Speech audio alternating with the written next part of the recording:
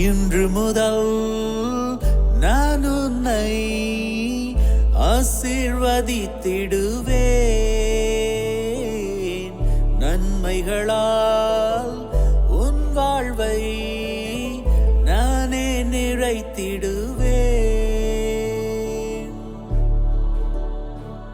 இன்றைய நாள் உங்கள் அனைவருக்கும் ஆசிரின் நாளாக அமைய உங்களுக்காக ஜெபித்து நிற்கும் நான் உங்கள் அன்பின் அருட்தந்தை ரமேஷ் கிறிஸ்டி. இன்று முதல் நான் உன்னை ஆசீர்வதித்திடுவேன். நன்மைகளால் உன் வாழ்வை நானே நிறைத்திடுவேன். ஆண்டவரது இல்லத்தில் நடப்பட்டிருக்கும் பொழுது வாழ்நாள் எல்லாம் செழிப்புற்று இருப்பீர்கள். தந்தை, மகன், தூய ஆவியாரின் பெயராலே ஆமென். நம் ஆண்டவராகிய இயேசு கிறிஸ்துவின் அருளும் கடவுளின் அன்பும் தூய ஆவியாரின் நட்புறவும் உங்கள் அனைவரோடும் இருப்பதாக, ஆன்மாவோடும் இருப்பதாக. பலியிலே கலந்து கொள்ள தடையாக இருக்கும் மீறுதல்கள், பலவீனங்களுக்காக மனம் வருந்துவோம், மன்னிப்பு வேண்டி செபிப்போம்.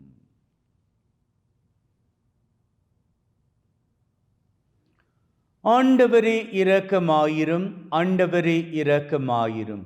கிறிஸ்துவே இரக்கமாயிரும், கிறிஸ்துவே இரக்கமாயிரும். ஆண்டவரே இரக்கமாயிரும், ஆண்டவரே இரக்கமாயிரும். எல்லாம் வல்ல இறைவன் நம்மீது இரக்கம் வைத்து நம்முடைய மீறுதல்கள், பலவீனங்களில் நமக்கு விடுதலை தருவாராக. ஆமென். ஜெபிப்போமாக. எங்கள் அத்தனை பேரையும் வாழ வைத்து கொண்டிருக்கின்ற அன்பின் பரலோக தகப்பனே, உமக்கு கோடான கோடி நன்றிகளை ஏறெடுக்கின்றோம். மீண்டுமாக ஒரு புதிய நாளிலே எங்கள் ஒவ்வொருவரையும் வாழுவதற்கு என்று தட்டி எழுப்பி இருக்கின்றீரே, நன்றி அப்பா. இன்றைய தினம் யாரெல்லாம் தங்களது பிறந்த தினத்தை கொண்டாடுகின்றார்களோ, யாரெல்லாம் தங்களது திருமண ஆண்டை கொண்டாடுகின்றார்களோ, இவர்களினுடைய நன்றிகளையும் ஏற்றுக்கொள்வீராக. மேலும் தகப்பனே, கடந்த நாட்களில் தாங்கள் பெற்றுக்கொண்ட சகலவிதமான நன்மைத்தனங்களுக்கும் நன்றிகளை இந்த பலி மூலமாக ஏறெடுக்கக்கூடிய உம்முடைய பிள்ளைகள் அனைவரையும் ஆசீர்வதிப்பீராக. இன்றைய நாளிலும் எங்கள் ஒவ்வொருவரையும் உம்முடைய வலது கரத்தினால் வழிநடத்தி செல்வீராக. உம்மோடு தூயாவியாரின் ஒன்றிப்பில் இறைவனாய் என்றென்றும் வாழ்ந்து ஆட்சி செய்கின்ற அவர் வழியாக உம்மை மன்றாடுகின்றோம். ஆமென். திருத்தூதர் பணிகள் நூலிலிருந்து வாசகம்.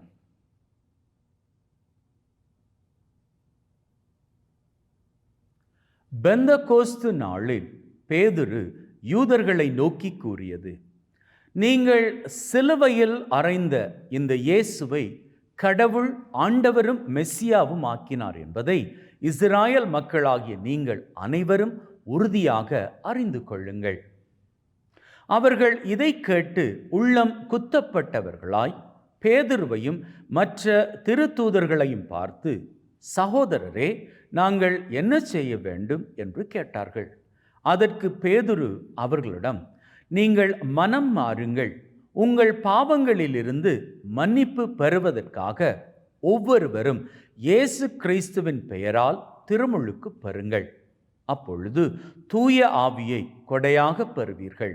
ஏனென்றால் இந்த வாக்குறுதியானது உங்களுக்கும் உங்களது பிள்ளைகளுக்கும் தொலையில் உள்ள யாவருக்கும் ஆண்டவராகிய கடவுள் தம்மிடம் அழைக்கும் அனைவருக்கும் உரியது என்றார்.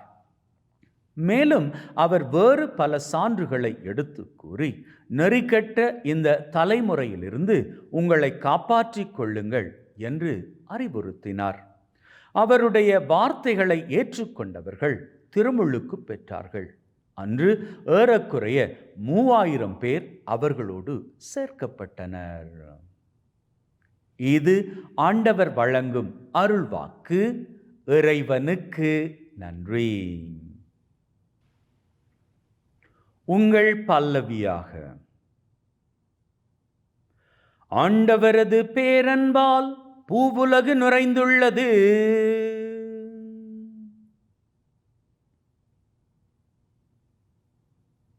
ஆண்டவரின் வாக்கு நேர்மையானது, அவருடைய செயல்கள் எல்லாம் நம்பிக்கைக்குரியவை. அவர் நீதியையும் நேர்மையும் விரும்புகின்றார். அவரது பேரன்பால் பூவுலகு நிறைந்துள்ளது. ஆண்டவரது பேரன்பால் பூவுலகு நிறைந்துள்ளது. தமக்கு அஞ்சு நடப்போரையும் தம் பேரன்புக்காக காத்திருப்போரையும் ஆண்டவர் கண்ணோக்குகின்றார். அவர்கள் உயிரை சாவினின்று காக்கின்றார். அவர்களை பஞ்சத்திலும் வாழ்விக்கின்றார். ஆண்டவரது பேரன்பால் பூவுலகு நிறைந்துள்ளது. நாம் ஆண்டவரை நம்பியிருக்கின்றோம். அவரே நமக்கு துணையும் கேடயமும் ஆவார். உம்மையே நாங்கள் நம்பியிருப்பதால் உமது பேரன்பு எங்கள் மீது இருப்பதாக. ஆண்டவரது பேரன்பால் பூவுலகு நிறைந்துள்ளது.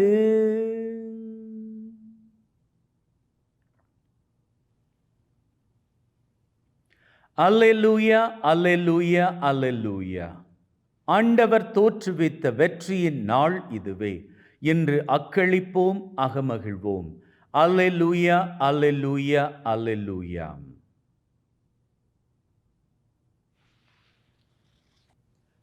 ஆண்டவர் உங்களோடு இருப்பாராக, ஆன்மாவோடும் இருப்பாராக. யோவான் எழுதிய நற்செய்தியிலிருந்து வாசகம். ஆண்டவரே, மாட்சி உமக்கே.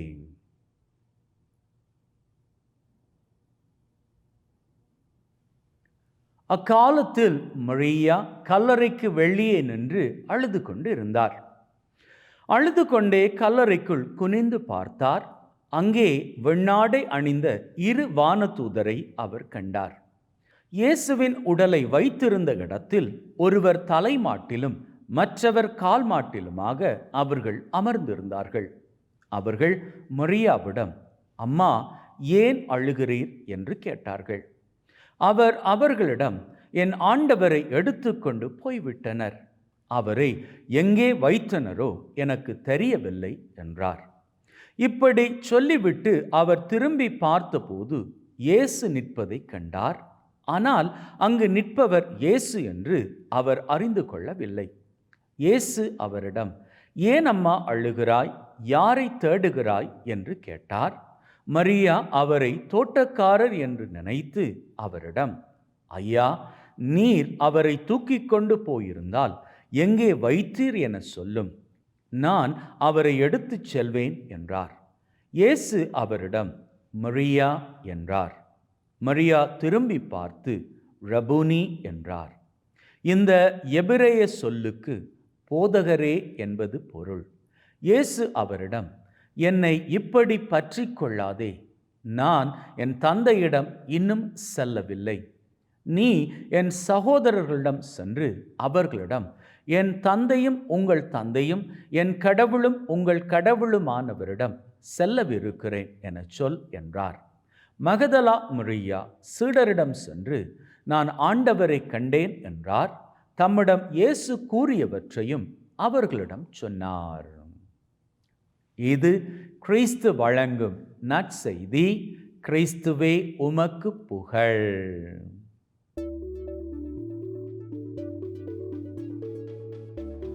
மொத்தத்தில் இயேசு ஆண்டவர் சாதாரண மனிதன் கிடையாது.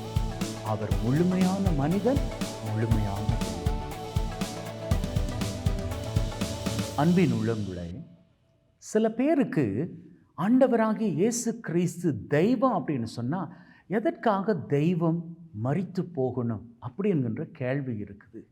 மரித்து போனால் அவர் தெய்வம் கிடையாதே அப்படி என்கின்ற சந்தேகமும் இருக்குது. இயேசு கிறிஸ்து ஆண்டவர் தெய்வம் அப்படி என்பதற்கு அவரை கல்லறையில் அடக்கம் பண்ணி வைத்த அந்த இடத்திலேயே ஒரு அற்புதமான வெளிப்பாடு இருக்குது. ஒரு அற்புதமான ப்ரூஃப் என்ன அப்படின்னா, பழைய ஏற்பாட்டில் ஆண்டவராகிய கடவுள் மோசே கிட்ட சொல்கிறாரு, உடன்படிக்கை பெட்டகம் ஒன்று செய்து வை. அந்த உடன்படிக்கை பெட்டகத்தில் 2 காரியங்கள் நீ மறக்கக்கூடாது. வலது பக்கம் ஒரு வானதூதர், இடது பக்கம் ஒரு வானதூதர். ஐ மீன் 2 பக்கங்களும் 2 வானதூதர்கள். அவர்களினுடைய உருவத்தை நீ வடித்து வைக்கணும். அதுதான் இந்த உடன்படிக்கை பெட்டகத்தின் ஒரு அடையாளம். ஏன்னா நீ அப்படி வைக்கும்போது அங்கே அந்த இடத்துல நான் வந்து இறங்கி உன் கூட பேசுவேன். நான் கூடாரத்தில் உன் கூட வந்து பேசுவதற்கு நீ பண்ண வேண்டிய இந்த உடன்படிக்கை பெட்டகம், அந்த பெட்டகத்தில் 2 பக்கமும், இது வலப்பக்கம் இது இடப்பக்கம் அப்படின்னு சொன்னால் அந்த 2 பக்கத்தில் நீ 2 வானதூதர்களை வைக்கணும், செய்து வைக்கணும்.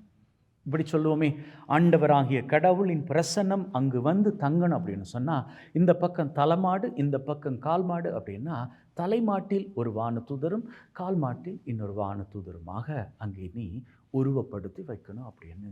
அப்போது தலைமாட்டிலும் கால்மாட்டிலும் 2 வானதூதர்கள் இருக்கிறாங்க அப்படின்னு சொன்னால், அந்த இடம் யாரின் பிரசன்னம்? தெய்வத்தின் பிரசன்னம். இன்றைக்கி நாம் படித்த நற்செய்தியை பாருங்கள். இயேசு ஆண்டவர் மரித்து உயிர்த்ததன் பிறகு வேதம் தெளிவாக சொல்லுகிறது, அவரை வைத்திருந்த அந்த இடத்தின் தலைமாட்டில் ஒரு வானதூதர், கால்மாட்டில் ஒரு வானதூதர். ஆக மொத்தத்தில் இயேசு ஆண்டவர் சாதாரண மனிதன் கிடையாது. அவர் முழுமையான மனிதன், முழுமையான தெய்வம். ஆகவே அவர் தெய்வம். இயேசு ஆண்டவரது நாமத்திற்கு மாபெரும் சக்தி இருக்குது. அந்த பெயரை சொல்லி நீங்கள் எது வேணாலும் கேட்டு பாருங்கள், நிச்சயமாக கிடைக்கும். கேட்டால் கிடைக்குமா? நிச்சயமாக கிடைக்கும். நீங்கள் கேட்டு என்ன பண்ணணும்? அவரை நம்பணும். அவரை நம்பி நீங்கள் ஒரு காரியத்தை கேட்பீர்களாக இருந்தால், நம்பினால் மாட்சியை காண்பாய் என்று சொன்ன அவர் உங்கள் வாழ்க்கையில் நீங்கள் கேட்ட காரியத்தை கொடுப்பார். அப்போ நீங்கள் என்ன பண்ணிக்கணும்? இன்று இந்த பாஸ்கா நாட்களில் நீங்கள் என்ன பண்ணிக்கணும் அப்படின்னு சொன்னால், ஆண்டவர்கிட்ட உங்களுக்கு என்னெல்லாம் வேணுமோ அவற்றை தைரியமாக கேட்கணும். அம்மா அப்பா கிட்ட கேட்க முடியாத காரியத்தை கூட ஆண்டவர்கிட்ட கேட்கலாம். கேளுங்க, நம்பிக்கையோடு கேளுங்க. அப்படி கேட்பீர்களாக இருந்தால் இன்னைக்கு மாத்திரம் அல்ல, நீங்கள் கேட்கக்கூடிய ஒவ்வொரு காரியங்களும் இந்த வருடத்தின் 365 நாட்களிலும் உங்கள் மேலே வந்து இறங்கும், ஆசிராக வந்து தங்கும். அப்போது உங்கள் வாழ்க்கை மகிழ்வின் சிகரங்களை ஆமென்.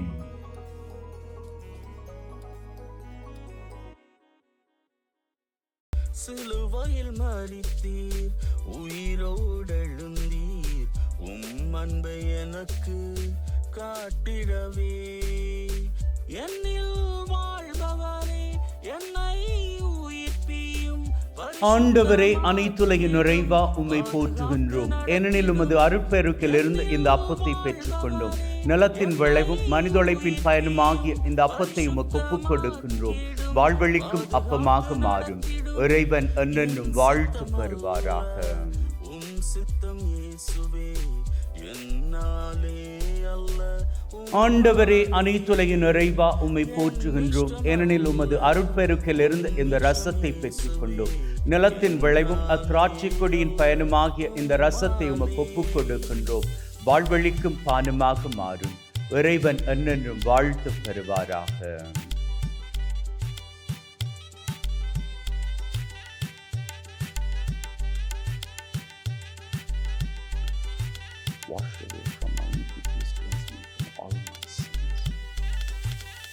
சகோதர சகோதரிகளே, பிள்ளைகளே, என்னுடையதும் உங்களுடையதுமான இந்த பலி நம் தந்தையாகிய இறைவனுக்கு ஏற்றதாகும்படி மன்றாடுங்கள்.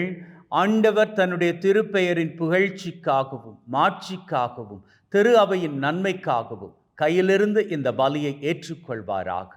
மீட்புக்கு ஊற்றாகிய தகப்பனை இறைவா, ஒப்பு கொடுக்கின்ற பலி வழியாக எங்கள் வாழ்வின் மீது நிறைய ஆசிரை பொழிந்தருள்வீராக. எங்கள் ஆண்டவராகிய கிறிஸ்து வழியாக உம்மை மன்றாடுகின்றோம். ஆமென். ஆண்டவர் உங்களோடு இருப்பாராக, ஆன்மாவோடும் இருப்பாராக. இதயங்களை மேலே எழுப்புங்கள், ஆண்டவரை நோக்கி எழுப்பியுள்ளோம். நம் இறைவனாகிய ஆண்டவருக்கு நன்றி கூறுவோம். அதுவே தகுதியும் நீதியுமானது. தூயவரான தந்தையே, என்றும் வாழும் எல்லாம் வல்ல இறைவா, எந்நாளும் எவ்விடத்திலும் நாங்கள் உமக்கு நன்றி பலி செலுத்துவது மெய்யாகவே தகுதியும் நீதியுமாகும். எங்கள் கடமையும் மீட்புக்குரிய செயலுமாகும். உம்முடைய வார்த்தையான அவர் வழியாக அனைத்தையும் படைத்தீர். அவரை மீட்பராக இடேற்றுபவராக எங்களுக்கு அனுப்பினீர். அவர் தூய ஆவியால் கன்னிமரியிடமிருந்து உடலெடுத்து மனிதனானார். சாவை வென்று உயிர்ப்புண்டென விளங்க செய்தார். ஆகவே வானதூதர் புனிதர் அனைவரோடு நாங்களும் சேர்ந்து உம்முடைய மாட்சியை புகழ்ந்து ஒரே குரலாய் சொல்லுவதாவது: தூயவர், தூயவர், தூயவர், வான் படைகளின் கடவுளாம் ஆண்டவர். விண்ணகமும் மண்ணகமும் உமது மாட்சியால் நிறைந்துள்ளன. உன்னதங்களிலே ஓசன்னா. ஆண்டவர் பெயரால் வருகிறவர் ஆசி பெற்றவர். உன்னதங்களிலே ஓசன்னா. ஆண்டவரே, நீர் மெய்யாகவே தூயவர், தூய்மை அனைத்திற்கும் ஊற்று. ஆகவே உம்முடைய ஆவியை பொழிந்து காணிக்கைகளை தூய்மைப்படுத்த தாழ்மையுடன் வேண்டுகின்றோம். அவ்வாறு எங்கள் ஆண்டவர் இயேசு கிறிஸ்துவின் உடலும் இரத்தமுமாக எங்களுக்கு இவை மாறுவனவாக. அவர் பாடுபட உளம் கனிந்து தம்மை கையளித்த போது அப்பத்தை எடுத்து நன்றி செலுத்தி அதை பிட்டு தம் சீடருக்கு கொடுத்து அவர் சொன்னதாவது: எல்லாரும் இதிலிருந்து பெற்று உண்ணுங்கள், ஏனெனில் இது உங்களுக்காக கையளிக்கப்படும் என் உடல்.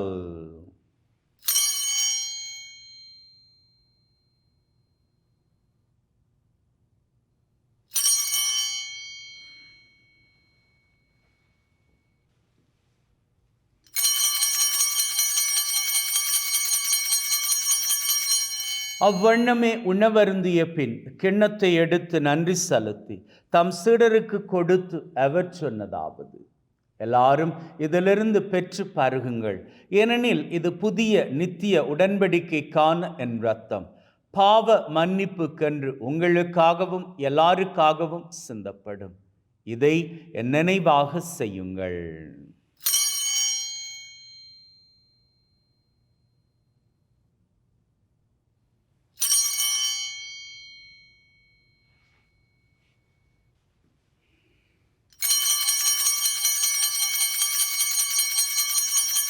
நம்பிக்கையின் மறைபொருள். ஆண்டவரே, நீர் வரும் வரை உமது இறப்பை அறிக்கை செய்கின்றோம், உமது உயிர்ப்பையும் எடுத்துரைக்கின்றோம். ஆகவே ஆண்டவரே, நாங்கள் கிறிஸ்துவின் இறப்பை உயிர்ப்பை நினைவு கூர்ந்து வாழ்வு தரும் அப்பத்தை மீட்பளிக்கும் கிண்ணத்தை உமக்கு ஒப்புக் கொடுக்கின்றோம். திருமுன் நின்று உமக்கு ஊழியம் புரிய தகுந்தவர்கள் என எங்களை ஏற்றுக்கொண்டீர். எனவே உமக்கு நன்றி செலுத்துகின்றோம். மேலும் கிறிஸ்துவின் உடலிலும் இரத்தத்திலும் பங்கு கொள்ளும் எங்களை தூய ஆவி ஒன்று சேர்க்க வேண்டுமென தாழ்மையுடன் வேண்டுகின்றோம். ஆண்டவரே, உலகெங்கும் பரவி இருக்கும் உம்முடைய திரு அவை, எங்கள் திரு தந்தை லியோ மற்றும் எங்களது ஆயர் தாமஸ், உம்முடைய குருக்கள், துறவியர்கள், பொதுநிலையினர் எங்கள் அனைவரையும் பரம அன்பின் உறுதி பெற செய்தருளும். உயிர்த்தலும் எதிர்நோக்குடன் இறந்து போன எங்கள் சகோதர சகோதரிகளை, இறந்தோர் அனைவரை ஒளிர்மிக்க திருமுன் ஏற்றுக்கொள்ளும். எங்கள் அனைவர் மீதும் இரக்கமாயிரும். கடவுளின் கன்னித்தாயான மாட்சிமிக்க மரியா, அவருடைய கணவரான புனித யோசேப், இவ்வுலகிலும் குகந்தவர்களாயிருந்த புனிதர் ஆகிய அனைவருடன் நிலை வாழ்வில் தோழமை கொண்டு திருமகன் கிறிஸ்து வழியாக உம்மை புகழ்ந்தேற்றும் அவரம் அருள உம்மை மன்றாடுகின்றோம். உள்ளங்களே, தெய்வீக பிரசன்னம் இங்கே. இந்த வேளையில் நம்முடைய வேண்டுதல்களை ஆண்டவரது சன்னிதானத்தில் ஆழமான நம்பிக்கையோடு சமர்ப்பித்து நிற்போம். அந்த வகையில் முதலில் இன்றைய நாளுக்கான வேண்டுதல்.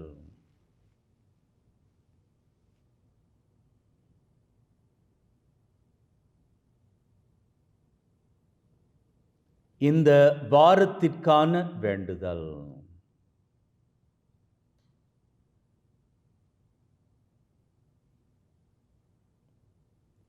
இந்த மாதத்திற்கான வேண்டுதல்.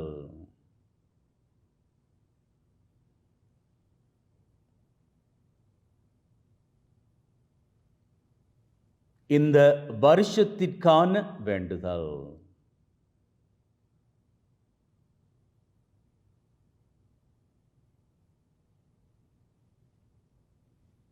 உள்ளத்தின் ஆழத்தில் இருக்கக்கூடிய 3 விசேட வேண்டுதல்கள்.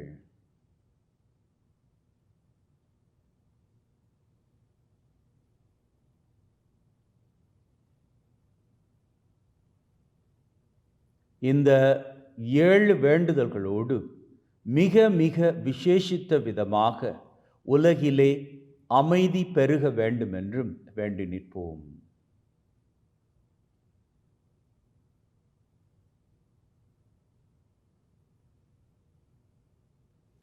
நம்பிக்கையிலே நாம் வேண்டிக் கொண்ட இந்த 8 வேண்டுதல்களையும் தெய்வம் நமக்கு நிறைவேற்றி கொடுத்து விட்டார் என்கின்ற உள்ளத்து வைராக்கியத்துடன் வாருங்கள் அவர் புகழை வணக்கமாக ஏறெடுத்துக் கொள்வோம். இவர் வழியாக இவரோடு இவரில் எல்லாம் வல்ல இறைவனாகிய தந்தையே, தூய ஆவியின் ஒன்றிப்பில் எல்லா புகழும் மாட்சியும் என்றென்றும் உமக்கு உரியதே. ஆமீன், ஆமீன், ஆமீன்.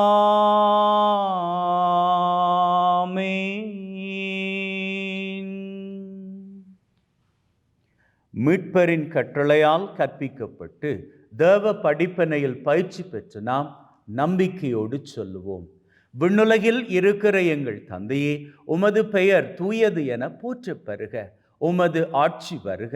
உமது திருவுளம் விண்ணுலகில் நிறைவேறுவது போல மண்ணுலகிலும் நிறைவேறுவதாக. எங்கள் அன்றாட உணவை என்று எங்களுக்கு அளித்தருளும். எங்களுக்கு எதிராக தீமை செய்வோரை நாங்கள் மன்னிப்பது போல எங்கள் பாவங்களை மன்னியும். எங்களை சோதனைக்குட்படுத்தாதையும் தீமையிலிருந்து எங்களை விடுவித்தருளும். ஆண்டவரே, தீமை அனைத்திலும் இருந்து எங்களை விடுவித்து எங்கள் வாழ்நாளில் அமைதியை கனிவுடன் அருள உம்மை வேண்டுகின்றோம். உம்முடைய இரக்கத்தின் உதவியால் நாங்கள் பாவத்திலிருந்து எப்பொழுதும் விடுதலை பெற்று யாதொரு கலக்கமுமின்றி நலமாய் இருப்போமாக. நாங்கள் எதிர்நோக்கி இருக்கும் பேரின்பத்திற்காகவும் மீட்பராகிய இயேசு கிறிஸ்துவின் வருகைக்காகவும் காத்திருக்கின்றோம். ஏனெனில் ஆட்சியும் வல்லமையும் மாட்சியும் என்றென்றும் உமக்குரியதே. ஆண்டவரே இயேசு கிறிஸ்துவே, அமைதியை உங்களுக்கு விட்டு செல்கிறேன், என் அமைதியை உங்களுக்கு தருகிறேன் என்றும் திருத்தூதர்களுக்கு சொன்னீரே. எங்கள் மீறுதல்கள் பலவீனங்களை பார்க்காமல் உம்முடைய திரு அவையின் நம்பிக்கையை கண்ணோக்கி அதற்கு அமைதியையும் ஒற்றுமையும் தந்தருள திருவிழம் கொள்வீராக. என்றென்றும் வாழ்ந்து ஆட்சி செய்கின்றவர் நீரே. ஆமென். ஆண்டவருடைய அமைதி உங்கள் அனைவரோடும் என்றும் இருப்பதாக, ஆன்மாவோடும் இருப்பதாக. ஒருவர் ஒருவருக்கு கிறிஸ்துவின் அமைதியை பகிர்ந்து கொள்வோம்.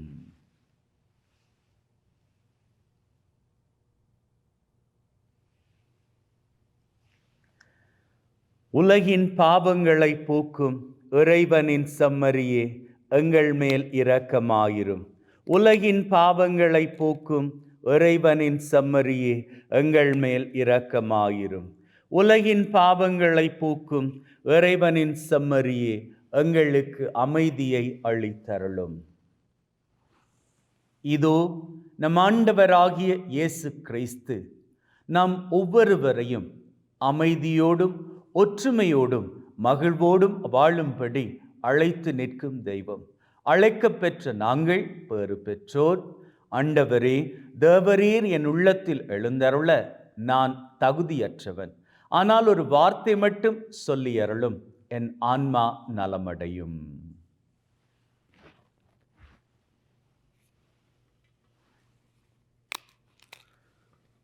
May the mingling of this body and blood of Christ bring me everlasting life. Amen.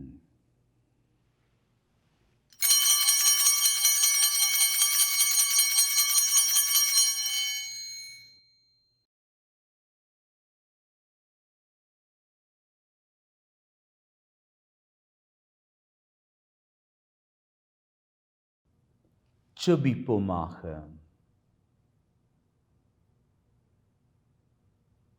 அன்பே ஊற்றாகிய தகப்பனே, மீண்டுமாக எங்கள் அத்தனை பேரையும் இந்த பலி மூலமாக ஆசீர்வதித்திருக்கின்றீரே.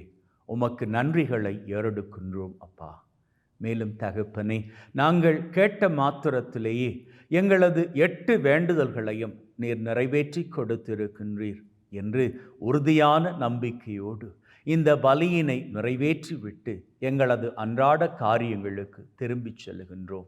தகப்பனே, இன்றைய நாள் மாத்திரமல்ல, எங்களது வாழ்நாள் பூராகவும் எங்கள் ஒவ்வொருவரையும் ஆபத்துக்கள், விபத்துக்கள், தீமைகள், துன்பங்கள் அவமானங்கள், அவதூறுகள், துப்பாக்கிச் சூடுகள், குண்டுவெடிப்புகள், உடல் உள நோய் நொடிகள், வைரஸ் கிருமிகளின் தொற்றுக்கள், பிசாசின் பொல்லாத கட்டுக்கள், போதை பழக்கத்தின் அடிமை தலைகள் சகலவற்றிலிருந்தும் நீர்தாமே தப்புவித்து காத்துருள வேண்டும் என்று எங்கள் ஆண்டவராகிய கிறிஸ்து வழியாக உம்மை மன்றாடுகின்றோம்.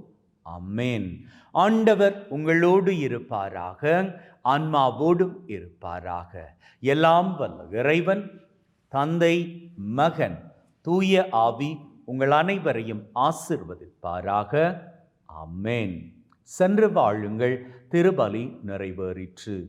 இறைவனுக்கு நன்றி. அன்பின் உள்ளங்களே, ஆண்டவர் அழைக்கின்றார் மகிழ்வோடு வாழும்படி. மகிழ்வோடு, ஒற்றுமையோடு, அமைதியோடு அன்றாடம் வாழ்ந்து வாழ்விலே ஆசீரின் சிகரங்களை குடும்பமாக உயரங்களாக தொட்டுக்கொள்ள வாழ்த்துகிறேன். May God bless you. Have a great day.